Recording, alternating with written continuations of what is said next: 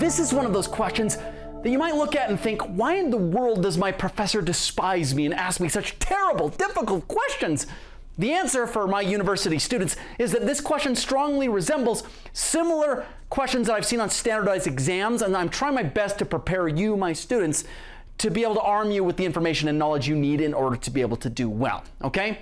Now, the ultimate arbiter of whether a reaction or process happens spontaneously or non-spontaneously is Gibbs free energy, also called delta G, which in terms of enthalpy, delta H, and entropy, delta S, can be expressed by this equation. See, delta G incorporates enthalpy and entropy all together in one. If you have a negative delta G, then your process is always spontaneous. You don't need to worry, it is spontaneous. If you have a positive delta G, it's non-spontaneous. With all of that said, though, there are scenarios in which you can have favorable delta H and disfavorable delta S, or vice versa, and you can still end up resulting in a potentially favorable or spontaneous delta G or non-spontaneous, depending on what numerically ultimately happens here on the right. What am I talking about? Well, as you should know, going back to videos I've talked about way long ago that I'll link to in the description below and floating over my head here. Delta H's that are positive, that is processes that have a positive delta H, are endothermic reactions or processes which are generally thermodynamically disfavorable. Those are reactions or processes that consume energy from their surroundings. So if you're near them, they would feel cold.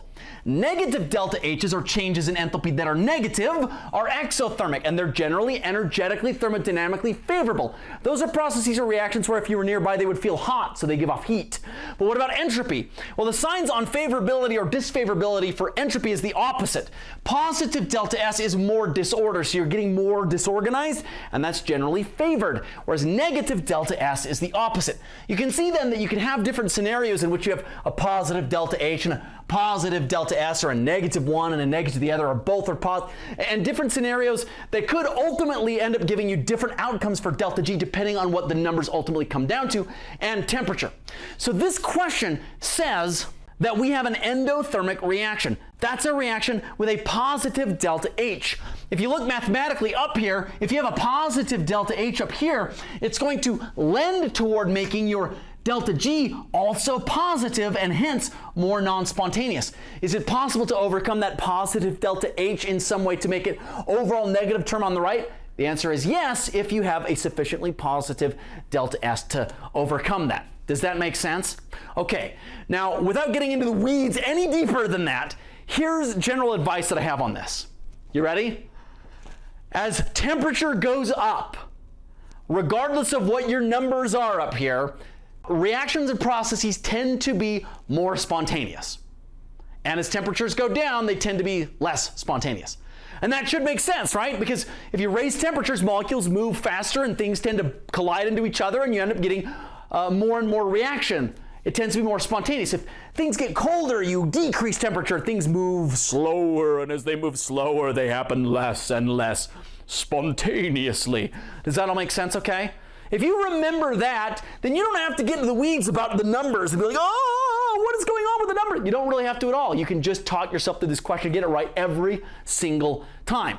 Now, if you want to, you can think about that with temperature being right here and logic your way into coming to the same conclusion that I just did. If temperature goes up, you get bigger and bigger T, you got a negative sign in front of it, you get overall more and more negative on the right, and ergo more and more negative delta G, more spontaneous.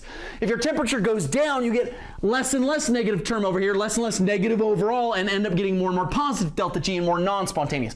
So it makes sense mathematically, but you don't have to worry about that. Just remember, as temperature goes up, things end up happening more spontaneously. As temperature goes down, it's the opposite. Now we can talk through our multiple choice options. Option A suggests that a process can be non-spontaneous if the temperature is lowered. Does that make sense that as we lower temperature, things would become more non-spontaneous? Yes, it does. So A ends up being correct. What about option B? Option B says that the process can become more spontaneous if the temperature is raised. Does that make sense? Yes, it does. As you raise temperature, things happen more and more spontaneously. So both A and B are completely rational and correct. What about statement C? That a process will become more non-spontaneous if the temperature is raised. Does that make sense? Absolutely not. If you raise temperature, things become more spontaneous, not more non-spontaneous. So statement C is incorrect. We can see then that the correct answers are statements A and B, which means which of these multiple choice options is correct?